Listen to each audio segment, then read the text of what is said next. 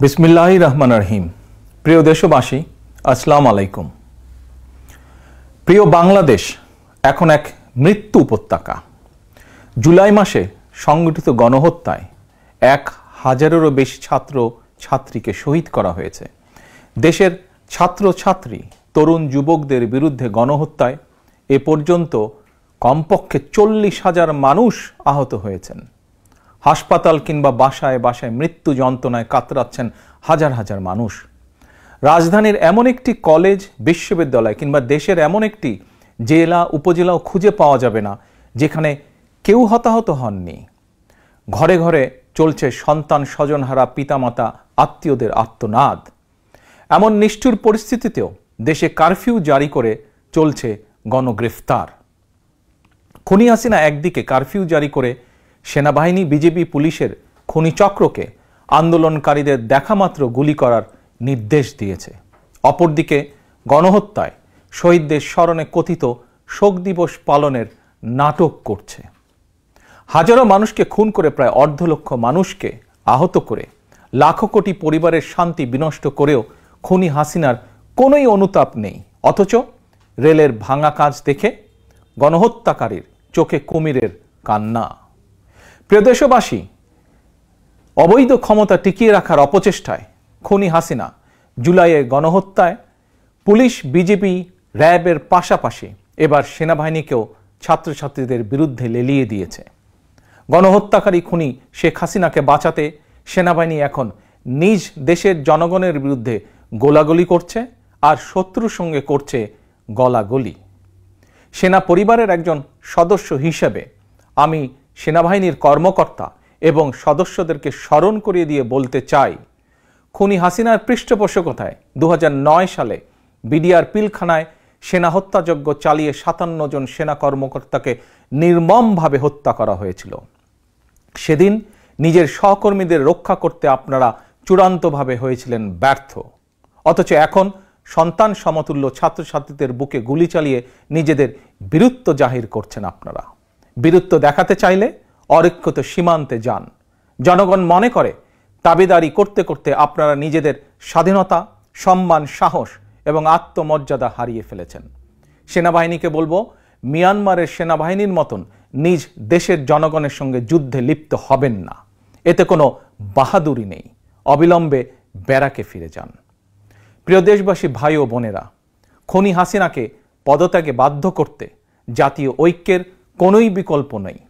একজন রাজনৈতিক কর্মী হিসাবে, একজন বাংলাদেশি হিসাবে, বাংলাদেশের পক্ষের শক্তি, গণতন্ত্রের পক্ষের শক্তি প্রতিটি রাজনৈতিক দল, সামাজিক সাংস্কৃতিক সংগঠন, শিক্ষক, বুদ্ধিজীবী, কৃষক, শ্রমিক, স্বল্প আয়ের মানুষ, শ্রমজীবী, পেশাজীবী তথা ধর্ম, বর্ণ নির্বিশেষে প্রত্যেক ব্যক্তি ও গোষ্ঠীর প্রতি আমি বিনীত আহ্বান জানিয়ে বলতে চাই, আসুন সবাই মিলে গণহত্যাকারী খুনি হাসিনার, খুনি সন্ত্রাসী বাহিনীর বিরুদ্ধে রাজপথে চূড়ান্ত প্রতিরোধ গড়ে তুলি।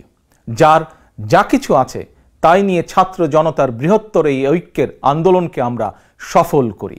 খুনি হাসিনাকে বিদায় করি, বাংলাদেশকে স্বাধীন করি আমরা। প্রিয় দেশবাসী, ভাই ও বোনেরা, তারুণ্যের শক্তি জেগে উঠেছে। গণহত্যা, গণগ্রেফতার চালিয়ে তারুণ্যের শক্তিকে আর রুখে দেওয়া যাবে না। নির্দ্বিধায়, নিঃসংকোচে বুকে বুলেট আলিঙ্গন করে শহীদ আবু সাইদ প্রমাণ করে দিয়েছে দিল্লির কৃতদাস তাবেদার খুনি হাসিনার লেলিয়ে দেওয়া সেনাবাহিনী, বিজেপি আর পুলিশের খুনিচক্রের ভয় স্বাধীন বাংলাদেশের তারুণ্য আর পিছু হটতে রাজি নয়। ছাত্রছাত্রীদের বিরুদ্ধে গণহত্যা চালিয়ে বৈষম্য বিরোধী ছাত্র আন্দোলনের কয়েকজন সমন্বয়ককে গ্রেফতার করে খুনি হাসিনা চলমান আন্দোলনকে দমন করে দিতে চেয়েছিল। কিন্তু এখন সারা দেশের প্রতিটি জেলা, উপজেলা, ইউনিয়ন, পাড়া, মহল্লা, শহর, নগর, বন্দর, কোথাও কোনো এলাকায় সমন্বয়কের অভাব নেই। একজন গ্রেফতার হলে সঙ্গে সঙ্গে আরেকজন ছাত্র কিংবা ছাত্রী সমন্বয়কের দায়িত্ব গ্রহণ করে আন্দোলন অব্যাহত রেখেছেন। খুনি হাসিনা পতনের এই আন্দোলন এভাবে এখন সারা দেশে স্ফুলিঙ্গের মতন ছড়িয়ে পড়েছে। হাসিনার পতন না হওয়া পর্যন্ত ছাত্র জনতার ঐক্যের এই আন্দোলন আর থামবে না। প্রিয় ভাই ও বোনেরা, হাসিনা একজন ঠান্ডা মাথার খুনি। খুনির কাছে খুনির বিচার সম্ভব নয়, গণহত্যাকারীকে বিদায় না করা পর্যন্ত গণহত্যার বিচারও সম্ভব নয়। সুতরাং ছাত্রছাত্রী হত্যার সুষ্ঠু এবং নিরপেক্ষ বিচার নিশ্চিত করতে হলে, গণহত্যায় মারাত্মকভাবে আহতদের সুচিকিৎসার ব্যবস্থা নিশ্চিত করতে হলে এবং আন্দোলনকারী সকল ছাত্রছাত্রী শিক্ষার্থীর ভবিষ্যৎ নিরাপত্তা নিশ্চিত করতে হলে, শহীদের স্বপ্নের বৈষম্যহীন বাংলাদেশ গড়তে হলে গণহত্যাকারী মাফিয়া খুনি হাসিনাকে ক্ষমতা থেকে বিদায় করতেই হবে। প্রিয় অভিভাবক এবং সকল বিরোধী রাজনৈতিক সহকর্মীবৃন্দ, গত 15 বছর ধরে খুনি হাসিনা আমাদের অসংখ্য সহকর্মীদেরকে গুম, খুন, হত্যা, অপহরণ করেছে।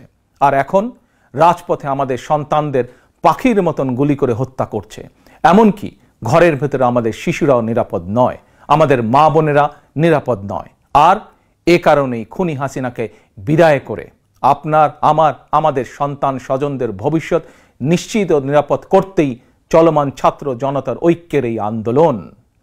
গণতন্ত্রের পক্ষের একজন রাজনৈতিক কর্মী অথবা সন্তানের অভিভাবক হিসাবে চলমান এই আন্দোলনে আপনি রাজপথে কিংবা আপনার নিজ নিজ এলাকায় আওয়ামী সন্ত্রাসীদের এবং সেনা, বিজেপি, পুলিশের খুনিদের বিরুদ্ধে শক্ত প্রতিরোধ গড়ে তুলুন।